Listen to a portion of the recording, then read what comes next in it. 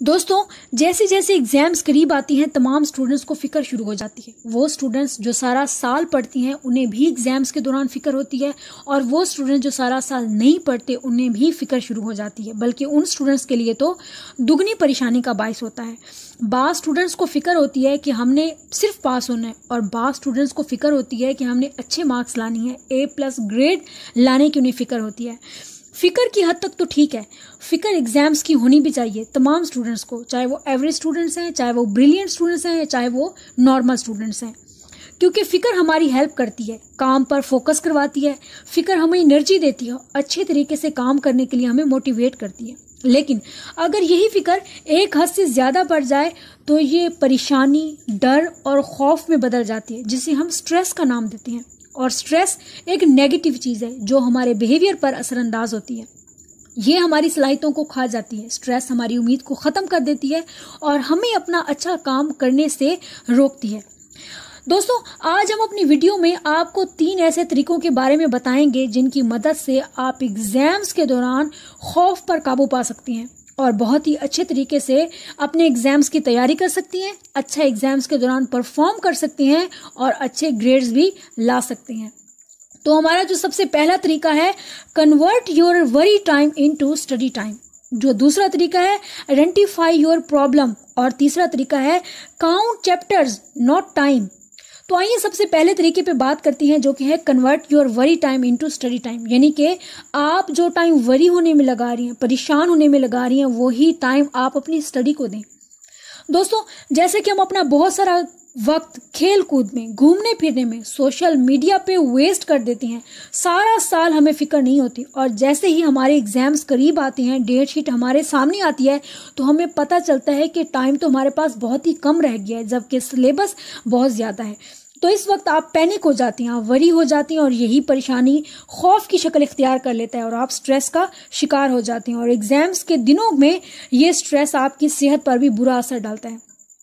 अब आपको परेशानी होती है कि हमने पढ़ना कैसे है, हमने क्या पढ़ना है, इतना ज़्यादा हमारे पास सिलेबस है, इसको इतने कम टाइम में कैसे हम मैनेज करेंगे। तो परेशान होने की बिल्कुल भी ज़रूरत नहीं है। आप जो परेशान होने में टाइम वेस्ट करेंगे, उसी को आप स्टडी करने में अपना टाइम गुजारें। एक अच्छा सा अपना टाइम टेबल सेट करें अपनी रूटीन के मुताबिक। आपने 2 घंटे सुबह पढ़ना है, 2 घंटे दोपहर में पढ़ना है, 4 घंटे आपने शाम में पढ़ना है। तो जब आप अपना टाइम टेबल सेट करेंगे तो परेशान होने की बजाय जब आप दिन में 8 से 10 घंटे स्टडी को देंगे तो आपको बिल्कुल भी वरी होने की ज़रूरत नहीं है। अब आपका ये सवाल होगा कि ठीक है, अब हम पढ़ना शुरू कर देती हैं, सिलेबस भी बहुत ज़्यादा है, हमारा टाइम भी हमारे पास कम है, लेकिन अब टेंशन क्या है, आपको परेशानी क्या है? आपको परेशानी है कि सिलेबस बहुत ज़्यादा है, मैं कहाँ से शुरू करूँ, मैं इसे कैसे शुरू करूँ, ये तो बहुत ज़्यादा है। तो सबसे पहले आप अपनी जो प्रॉब्लम है, जो आपको तंग कर रही है, जो आपकी स्ट्रेस का बायस बन रही है, सबसे पहले अपनी इस प्रॉब्लम को आप आइडेंटिफाई करें। जब आप प्रॉब्लम को आइडेंटिफाई करेंगे तो वो आपकी प्रॉब्लम आपके सामने आएगी, सिलेबस। जी हाँ दोस्तों, सिलेबस को लेकर आप वरी हो जाती हैं, और सिलेबस ही वो एक चीज़ है जो आपको स्ट्रेस में डाल देती है। तो हम आपको यहाँ पर एक बहुत अच्छा तरीका बताएंगे। आप अपने सिलेबस को 3 मेन पार्ट्स में डिवाइड करें। सबसे पहला जो पार्ट वो होगा, आप पढ़ चुकी हैं, आपके कॉन्सेप्ट जो हैं उस पार्ट के बड़े ही अच्छे तरीके से क्लियर हैं, आप वो पार्ट बनाएं, और इस पार्ट को आपने जस्ट रिवाइज करना है, क्योंकि आप वो ऑलरेडी पार्ट पढ़ चुकी हैं और आपको कॉन्सेप्ट भी इसके क्लियर हैं, तो उसको रिवाइज करने में आप ज़्यादा टाइम नहीं लेंगे। अब बात आती है पार्ट 2 की। अब सिलेबस का आपने वो हिस्सा बनाना है जिसके आपके कुछ कॉन्सेप्ट क्लियर हैं और कुछ कॉन्सेप्ट क्लियर नहीं है, यानी कि कुछ कच्चा पक्का रुझान है। तो इसमें भी आपको परेशान होने की ज़रूरत नहीं है। जहां आप 2 घंटे जो कॉन्सेप्ट आपके क्लियर हैं, जो सिलेबस आपने पढ़ा हुआ है, आप वहाँ 2 घंटे रिवाइज करने के लिए दे रही हैं, वहीं पर आप अपने 3 घंटे डेली बेसिस पे उसको दें जो सिलेबस आपको कुछ क्लियर है और कुछ क्लियर नहीं है। तो काफ़ी हद तक आप अपना जो सिलेबस आपका कवर नहीं है उसको कवर करना शुरू कर देंगे, उसको आप पक्का करना शुरू कर देंगे। अब लास्ट जो तीसरा पार्ट है आपके सिलेबस का, वो आपकी परेशानी का बायस है, और सबसे ज़्यादा परेशानी का फैक्टर भी आपका वही सिलेबस है जिसको आपने टच ही नहीं किया, जिसको आपने कभी पढ़ा ही नहीं है, जिस पर आपने कभी पेज खोल के ही नहीं देखा। दोस्तों, क्या होता है, हमारा जो माइंड है वो नेगेटिव चीज़ों को जल्दी एक्सेप्ट करना शुरू कर देता है। तो सबसे पहले आपको परेशान होने की ज़रूरत नहीं है। आप अपना वो हिस्सा महफूज करें जो आपको क्लियर है, जो आपको आता है, क्योंकि आपने सिर्फ और सिर्फ उसको रिवाइज करना है।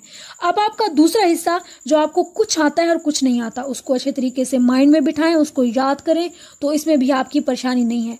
अब तीसरी जो आपकी परेशानी है, ये वो सिलेबस है आपका जिसको आपने अभी तक टच ही नहीं किया। तो इस परेशानी का भी हल हम आपको बताते हैं कि इस थर्ड पार्ट को आपने 2 हिस्सों में डिवाइड करना है। एक को आपने रखना है जो ज्यादा इंपॉर्टेंट है। सबसे पहले आपने वो टॉपिक्स अलग कर लेनी है जो आपको लगती हैं कि ये टॉपिक इस सिलेबस में ज्यादा इंपॉर्टेंट है, और वो आपने अलग कर लेनी है टॉपिक जो आपको लगता है कि ये लेस इंपॉर्टेंट है, ये कम इंपॉर्टेंट है। तो अब आपने अपना ज्यादातर वक्त उस टॉपिक्स को देना है जो आपको लगता है कि ये ज्यादा अच्छे तरीके से आप तैयार भी कर सकती हैं और ये ज्यादा इंपॉर्टेंट भी है। तो यहाँ पर आपकी परेशानी जो है वो खत्म होना थोड़ी थोड़ी शुरू हो जाएगी। दोस्तों, काम वो नहीं होता जब आप शुरू कर रहे हैं तो आप इसको काम कहें, काम वो भी नहीं होता जिसको आप कहें कि आप कर रहे हैं तो ये काम है, बल्कि काम वो होता है जिसको आप खत्म करती हैं। जब आप खत्म कर लेती हैं तो आप कहती हैं मैंने ये काम कर लिया है।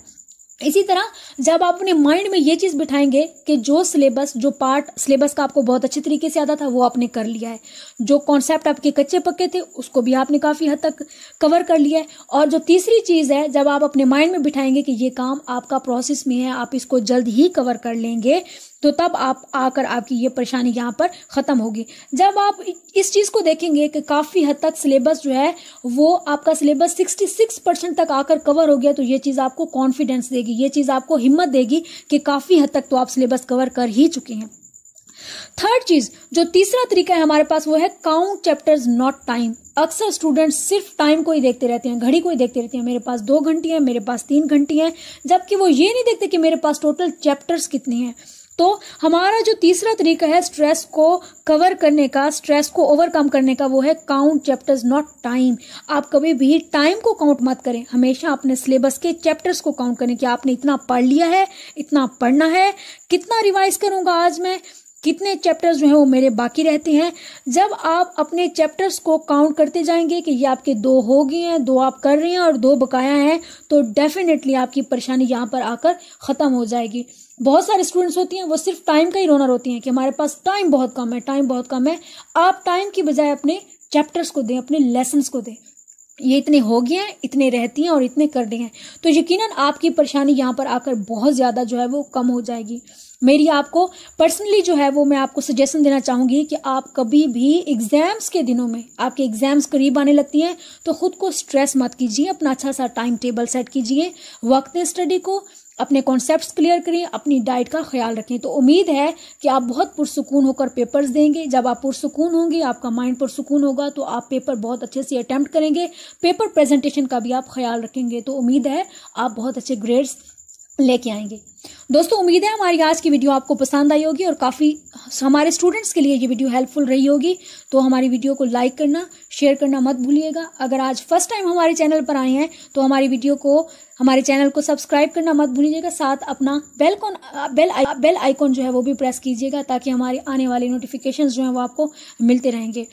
अपनी दुआओं में याद रखें, खुश रहें, आबाद रहें। इजाजत चाहूंगी। अल्लाह हाफिज।